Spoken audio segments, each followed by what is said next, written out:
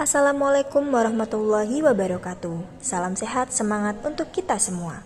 Kami dari kelompok 2 akan mempresentasikan hasil diskusi kami terkait lembar observasi peserta didik yang ditinjau dari berbagai aspek.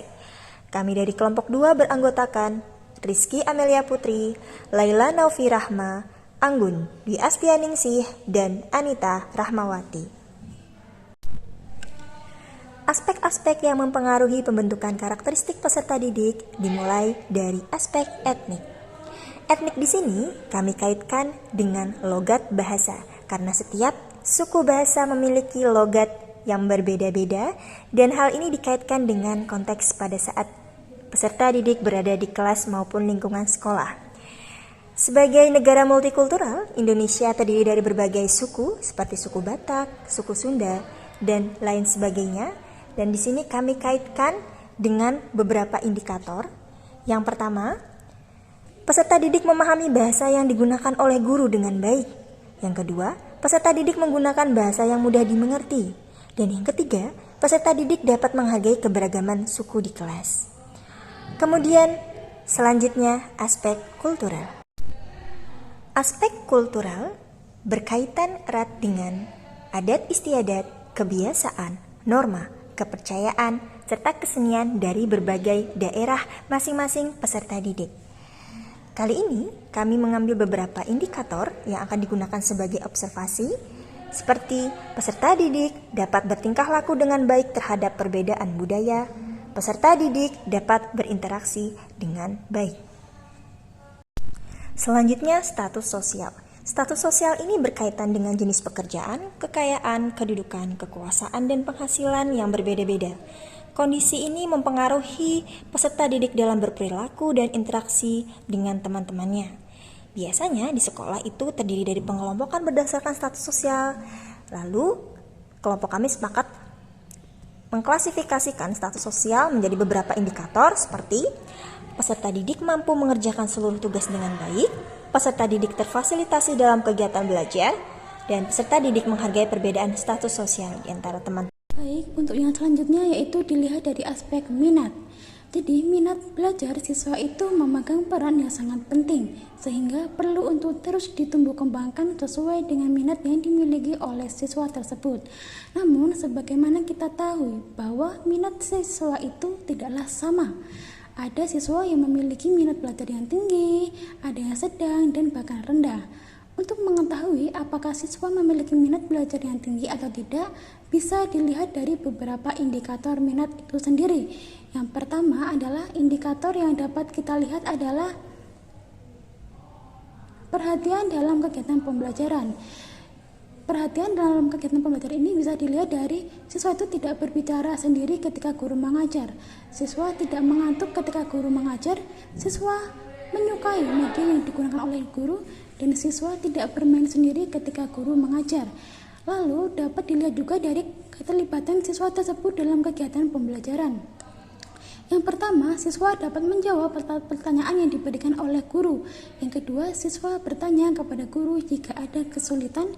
Yang ketiga, siswa mau dan berani maju ke depan kelas tanpa disuruh oleh guru. Yang keempat, siswa aktif dalam kegiatan diskusi kelompok, tidak hanya pasif. Lalu, indikator yang ketiga adalah siswa senang terhadap KPM. Yang pertama adalah siswa merasa senang jika guru menggunakan media pembelajaran yang interaktif, maksudnya media pembelajaran yang beda gitu ya, yang visual mungkin, yang memanjakan mata dan sebagainya. Lalu selanjutnya yaitu perkembangan kognitif.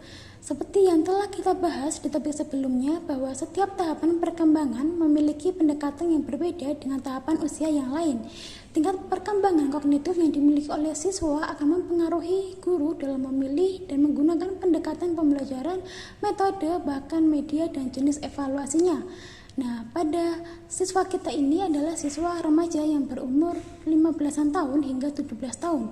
Maka dapat diukur perkembangan kognitifnya dengan yang pertama, siswa dapat menjawab pertanyaan dan soal tertulis dari guru, siswa berani bertanya jika belum memahami materi pembelajaran, siswa dapat mengomunikasikan hasil diskusi terkait materi pembelajaran kepada guru dan kepada siswa yang lain, siswa memahami materi pembelajaran, Lalu siswa mendapatkan nilai yang bagus saat ulangan harian dan siswa mampu mendapat nilai di atas KKM. Walaupun di kurikulum Merdeka ini tidak ada KKM, namun guru pastinya memiliki nilai standar atau nilai terendah yang dapat dijadikan acuan dalam menilai siswa. Untuk yang selanjutnya yaitu kemampuan awal. Jadi siswa dapat dilihat itu dari kemampuan siswa dalam mengikuti kegiatan pembelajaran gitu ya. Jadi yang nomor 1 adalah siswa dapat mengaitkan materi pembelajaran yang sebelumnya dengan materi pembelajaran yang baru. Dengan begitu berarti siswa sudah memiliki minat yang tinggi dalam belajar. Lalu yang nomor 2, siswa dapat mengetahui gambaran dari materi yang akan dipelajari.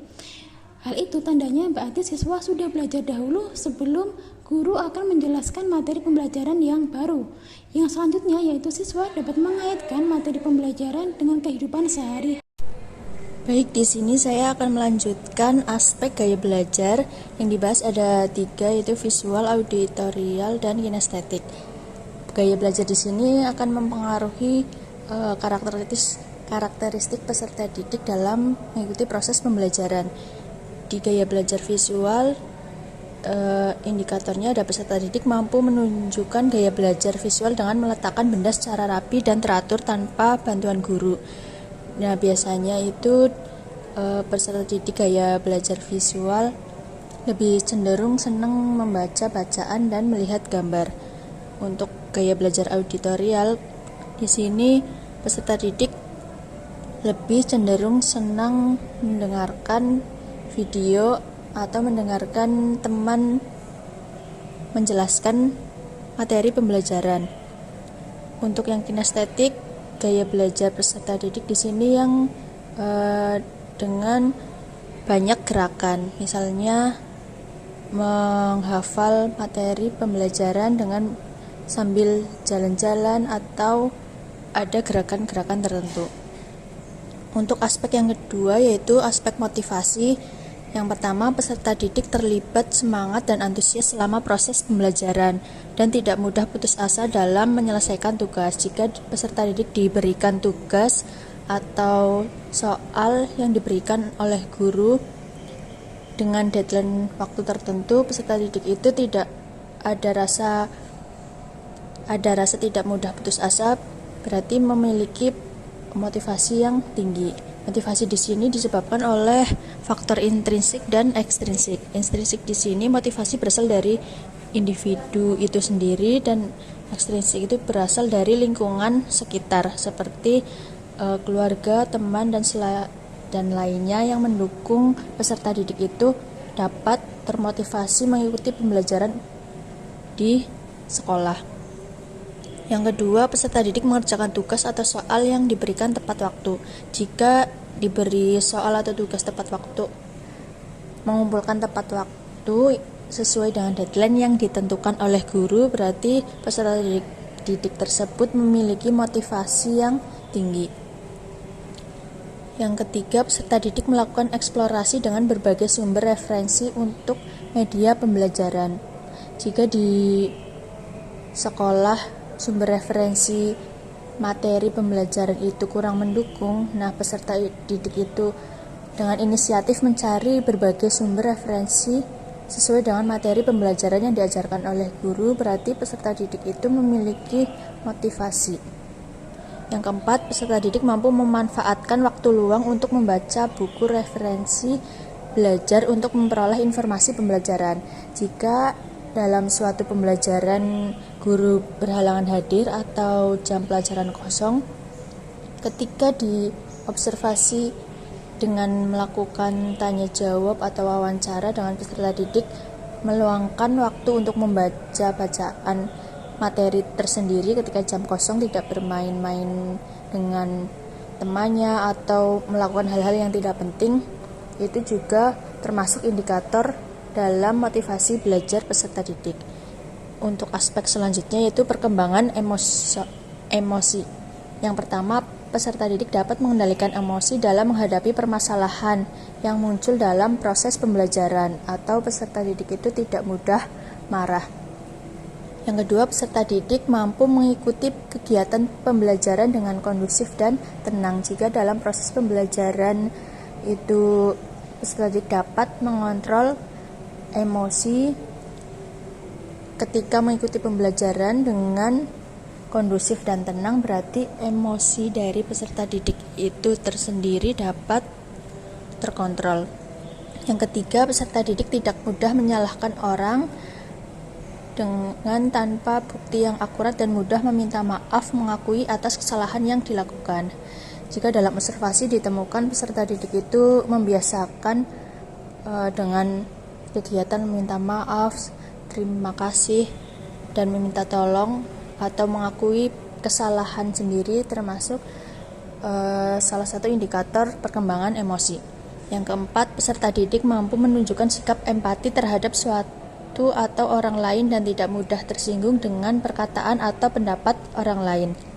Jika dalam suatu proses pembelajaran dalam kelas, ketika pendapat peserta didik itu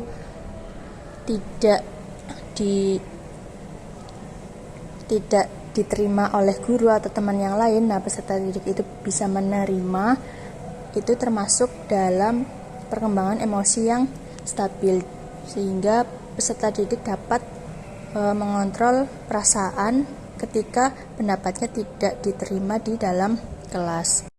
Oke, untuk yang selanjutnya ada perkembangan sosial. Yang pertama adalah peserta didik mampu bekerja sama dengan siapapun. Itu menunjukkan adanya hubungan antara individu dengan individu lain. Yang selanjutnya ada peserta didik melakukan aktivitas yang mengganggu atau merugikan orang lain. Misalnya apakah peserta didik itu sedikit usil dengan temannya. Untuk yang C, peserta didik menunjukkan perhatian kepada teman yang memerlukan bantuan. Misalnya kalau temannya butuh bantuan untuk mengerjakan PR atau mengerjakan tugas dan dia bisa, dia harus menunjukkan kalau dia tuh mampu membantu. Lalu untuk perkembangan moral itu adalah perkembangan dari individunya sendiri. Yang pertama adalah peserta didik melakukan senyum, sapa, dan salam, mau itu kepada guru atau kepada teman-temannya. Lalu yang B, peserta didik menaati peraturan yang ada di sekolah, misalnya apakah dia berangkat sekolah tepat waktu, apakah dia bisa mengerjakan tugas tepat waktu. Terus yang C, sikap peserta didik dan saat mendapat hasil ulangan yang tidak sesuai. Maksudnya di sini adalah bagaimana cara menyikapinya, apakah setelah mendapatkan nilai yang jelek, lalu peserta didik itu tidak semangat mengerjakan tugas selanjutnya atau mengikuti pelajaran, seperti itu. Lalu yang terakhir ada perkembangan motorik. Perkembangan motorik di sini adalah perkembangan dari peserta didik yang awal mulanya tidak tahu dan menjadi tahu. Misalnya, saat awal-awal masuk, ditunjukkan gambar, dia tidak tahu nih, kalau itu rangkaian apa. Kemudian setelah melakukan pembelajaran, ada gambar lagi, dia bisa mengikuti rangkaian gambarnya. Sekian presentasi dari kami. Mohon maaf jika ada kesalahan. Semoga apa yang telah kami sampaikan dapat bermanfaat bagi kita semua. Kami akhiri. Wassalamualaikum warahmatullahi wabarakatuh.